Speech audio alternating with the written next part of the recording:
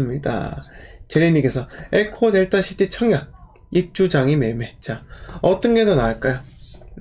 근데 이게 여러 가지 갈려요. 내가 돈이 없다, 그냥 돈이 없어요 라고 하면요, 뭐 투자금이 5천만 원 있다, 만약에 투자금이 5천만 원 있다, 그러면 청약도 넣어야겠죠. 네. 왜? 입주장 때 실질적으로 전세 매매가 갭이 1억 얼마 들 거 아닙니까? 1억 얼마 들 거예요. 그러면은 투자금이 낮으면요, 청약을 해야겠죠. 네. 그러나 실거주다. 네. 젤리님께서 실거주라 하면 저는요, 기다립니다. 왜? 실거주는 나오는 거 잡으면 되거든요. 네. 왜? 에코 델타 시티가 13,000세대인가요? 일단 그게 24, 25부터 해서 이렇게 입주를 한다는 거죠. 그때 입주장 때 골라서 잡으면 돼요. 네. 골라서 잡으면 됩니다. 자, 그리고 네, 인사 좀 더 할게요. 자, 정진이 반갑습니다. 네. 내사랑준이 반갑습니다. 신뢰님 반갑습니다. 네. 자, 그러면 오늘 제목 제가 말씀드렸죠. 곧 규제 완화인바 매수 타이밍 각 나옵니다. 이렇게 이야기 들었습니다. 자, 규제 완화. 여러분들이 어떤 규제를 주로 완화가 되길 기다리십니까? 네. 여러분들이 가장 완화되기를 기다리는 규제. 어떤 걸 정말 간절하게 기다립니까? 네, 아이초롱님 반갑습니다. 간절하게 뭘 기다리죠? 바로 취득세 중과 완화입니다. 자, 해피권님께서 DSR 얘기하셨는데, DSR은 이제 내가 좋은 집에 거주하기 위해서는 대출을 이빠이 내야 되는데, 네, 대출을 이빠이 못 내도록 DSR 규제로 꽁꽁 막혀 있잖아요. 네. 그러면 DSR은요, 제가 계속 말씀드렸다시피 바젤 3 국제 협약 때문이라도 대한민국만 쉽게 개인의 대출에 대한 완화를 하기가 어렵다라는 겁니다. 어려워요. 네. 자, 그게 바젤 3를 우리가 자꾸 어기잖아요. 그럼 국가 신용도가 추락하게 돼요. 그러니까 뭐 어떻게 하겠습니까? 우리가 바랄 수 있는 거는요, 다주택자의 취득세 중과입니다. 그게 없어져야 돼요. 지금 자, 생각해보세요. 작년에, 자, 2020년 8월 달에 테마가 뭐였죠? 2020년 8월 달 테마가 바로 공시가 1억 이하였어요. 공시가 1억 이하. 자, 공시가 1억 이하는요, 취득세 중과에 들어가지 않기 때문에, 맞죠? 그래서 1%의 취득세만 내고 내가 매수를 할 수 있었다는 겁니다. 자, 그러면 공시가 1억 이상은요, 참 안 올랐어요. 네. 덜 올랐다는 거죠. 오르긴 올랐어도 덜 올랐다는 겁니다. 그런데 취득세 중과로 꽁꽁 묵힌 지가 벌써 2년이 넘었습니다. 시간 참 빨라요. 어마어마하게 빠르죠? 그러면서 여러분, 2020년 8월 달에 공시가 1억 이하, 주로 공시가 1억 이하 중에서, 네, 재건축 대상 5층짜리 아파트 어마어마하게 상승을 했었습니다. 네, 그런데 말했죠. 호재는 발생하나 그게 실질적으로 재건축 단계로 이어지지 않을 경우는 다시 실망 매물 때문에 또는 차익 실현을 위한 매물 급증 때문에 떨어질 수밖에 없는 겁니다. 네. 자, 2020년 8월부터 2021년 초반까지 공시가 1억 이하에 대한 이 수요가 상당했어요. 실질적으로 돈이 그런 쪽으로 흘러들어가고요. 하지만 공시가 1억 이상은요, 맛이 가기 시작했습니다. 그때가 아마 점점 마탱이가 가기 시작했을 거예요. 네. 그러다가 2021년에는 또 어떤 게 나왔습니까? 이제 공시가 1억 이하가 다 올랐어요. 다 올랐습니다. 네. 공시가 1억 이하가 싹 다 오르니까 어떤 일이 발생했죠?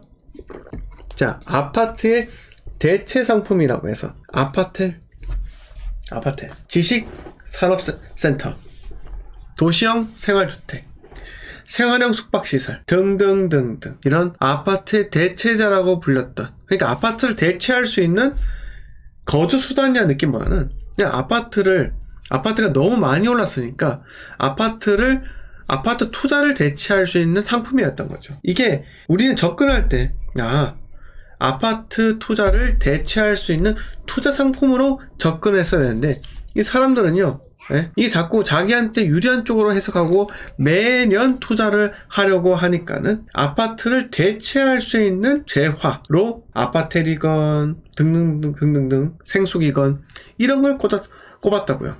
그러면서 아파텔하고 생수기에 어마어마한 돈이 흘러 들어갑니다. 여러분, 지식산업센터, 이게 뭐예요? 아파트형 공장이에요. 아파트형 공장. 여러분들 공장을 왜 사요? 공장을 왜 썼습니까? 수익형 때문에요? 아니, 수익형, 그게 매월 따박따박 현금이 들어오는 그걸 위해서 본인들이 매수하셨는데 금리 인상은 전혀 생각하지 못했나요? 네? 제가 그때 월세 함정을 계속 외치던 게 여러분 올해가 아니에요. 작년 4월부터 제가 월세 함정에 빠지는 것을 조심해라 라고 말씀을 드렸습니다. 정말 외쳤습니다. 네. 그런데 말을 듣지 않았죠. 아파트 공장 지산을 샀다가 지금 싹 다 물렸습니다. 네. 그러니까 목표도 없이 그냥 무작정 아파트 투자의 대체 상품으로 해서 내가 갖고 있던 목돈을 집어넣었건만 결국은 어떻게 됐습니까? 네. 물렸다는 겁니다. 네. 네, 비전님께서 작년 초만 해도 8월이 23년까지 금리 안 올린다고 했잖아요. 그걸 철썩 믿은 거죠. 그러면 23년까지 금리 안 올린다고 했었으면은 24년부터는 올린다는 말 아닌가요? 네? 그 말 아니에요? 그러면 24년부터 올린다고 하면은 네? 그러면 지산이든 아파텔이든 네? 생수기든 이런 수익형 부동산들은요 사면 안 됐겠죠. 이게 지금 마인드가 뭐냐? 나는 매년 몇 개를 투자해야 되는 등기병에 걸렸고 이 등기병을 통해서 매년 차익 실현을 해야 한다. 왜? 한번 벌어보니까 미치거든요. 자, 주식 투자를 생각해 보세요. 내가 고민하지 않고 삼성전자를 내가 샀습니다. 9만원에. 네. 얼마나 마음고생합니까? 사자마자 올라갔다 떨어졌다 올라갈 땐 더 힘들어요. 네. 올라갈 땐 더 힘들다고요. 네. 그러면서 그 고통의 시간을 견디고 나서 9만원이 96,000원 돼서 매도를 했습니다. 마음에 뭐라 해야 될까요? 주식은 사이클이 더 짧잖아요. 왔다 갔다 조금 오르고 떨어지고 이렇게 하는데 부동산은요 굳건하게 네? 내가 사자마자 다음날에 호가가 5천만원 오르면서 이런 기이한 현상. 주식에서 맨날 사면은 돈 다 물리고 손해보고 했는데 부동산 내가 잡자마자 쭉 상승을 합니다. 이걸 경험하니까 내 인생의 정답은 부동산밖에 없구나 라는 것을 맹신을 하면서 결국은 어떻게 됐죠? 어떻게 되었습니까? 네? 사지 말아야 할 시기까지 접근했다라는 겁니다. 절대 사면 안 되는 그 시기에 부동산이 아닌 아파트가 아닌 다른 재화 네, 물린다는 겁니다. 맞습니까? 미국 주식 해가지고 네, 그때 테슬라 엄청 올랐잖아요. 네, 메타 엄청 올랐어요. 근데 그때 여러분 나왔던 게 뭐예요? 시중에 미국 주식에 투자하세요 라는 주제를 가진 책들이 어마어마하게 나왔던 겁니다. 자, 생각해보세요. 미국 주식은 매일 올라요? 매년 올라요? 아닙니다.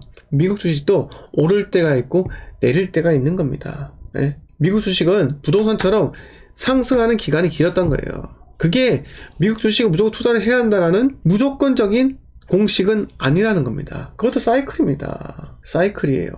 네. 왜 사람들은 환호에 털고 나가야 되는데 남들이 다 환호성을 지을 때 그때 들어간다는 거예요. 정말 잘못된 거죠. 네. 잘못된 거 아니겠습니까? 저는 여러분 언제 부동산 투자를 마쳤는 줄 아세요? 네. 마지막으로 매수했을 때가 2021년 4월이에요. 2021년 4월 달에 마지막으로 분양권 투자를 딱 하고 그거 8개월 있다가 차익 80% 거두고 투자금 대비해서 80% 거두고 나왔습니다. 네. 그리고 남은 주택 제가 2주택자였었는데 그때 다주택자였었는데 자 1주택만 남기고 싹 다 그러니까 두 번째 주택을 매도하고 최종 1주택만 남겼던 거죠. 그거를 2021년 한 해 동안 제가 준비를 했던 거예요. 왜 준비했냐고요? 떨어질 것 같거든요. 이미 많이 올랐으니까요. 그리고 그때 2021년도 제가 라이브 방송 할 때부터 여기 우리 미준호님이나 김민아님이나 제 방송 오랫동안 보셨잖아요. 네? 서문자님도 마찬가지고요. 오랫동안 보셨을 때 제가 하나같이 이야기했던 게 뭡니까? 대구 부동산이었습니다. 2021년도에 이미 대구에 2023년도에 엄청나게 많은 입주물량이 있다는 것을 제가 계속 말씀드렸다는 거죠. 그러면 목표가 그걸 정했으면요, 나는 뭘 해야 됩니까? 네, 목표가 대구로 정했으면요, 내가 뭘 해야 되죠? 당연히 투자금을 준비를 해야죠. 쩐을 준비해야 한다는 거예요. 실탄 준비하지 않고 부동산 이거 팔지 않고 모아가는 겁니다 라고 한 사람들, 이건 정말 잘못된 거예요. 여러분, 부동산은요 투자 상품입니다. 네, 거주수단, 그거는 그냥 부동산에 대해서 착하게만 보려고 하는 그런 모순적인 사람들이라고요. 현실주의자가 아니에요. 이상주의자들이나 부동산이 거주수단이라고 이야기를 하는 겁니다. 하지만 상식적으로 여러분, 아무리 거주수단이지만 부동산은요 한정이 있습니다. 내가 살고 싶은 지역에 있는 아파트가 한정되어 있다고요. 그러면 당연히 부동성, 부증성 이런 게 있지 않습니까? 그리고 희소성까지 생기기 때문에 가격이 오른다니까요. 하지만 무작정 모아가는 거는요, 그건 아니에요. 왜? 자, 부동산은 모으는 것이다. 이건 반만 맞고 반은 틀렸습니다. 자, 부동산은 쌀 때 사서 모아가는 것이다. 이건 맞습니다. 네, 이건 맞아요. 그리고 하나 더 플러스 해야 하는 게, 부동산은 적당히 올랐으면 적당할 때 파는 겁니다. 그렇게 해야지 실탄이 모이고 추후에 내가 더 좋은 곳, 더 좋은 입지, 이것을 내가 살 수 있는 겁니다. 네, 미주호님께서 준생이 덕분에 그 와중에 대구 원룸 정리해서 한숨 돌렸습니다. 감사합니다. 자, 미주호님하고 저랑 같이 방송에서 호흡을 맞춘 지가 벌써 거의 2년이 되었습니다. 2년 돼가요. 라방에서. 네. 자, 그때 미주호님이 뭐 여기도 갖고 계시고 저것도 갖고 계시고, 제가 뭐라고 했습니까? 익절하시라 이야기했잖아요. 익절. 네, 익절하시라. 왜? 취득세 중과 때문에 더 이상 살 수가 없는 그런 환경에 처했기 때문에 일단 익절을 해서 실탄을 마련을 해야 하는 겁니다. 그런데 제가 잘해서 미주노님 판 게 아니에요. 미주노님은 본인이 진짜 현명한 판단을 하신 겁니다. 왜?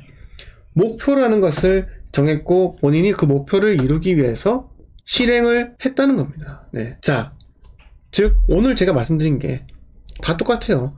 목표를 세우고 그 목표를 향해서 전진해 나가는 겁니다. 그게 실행이고 실천인 거예요.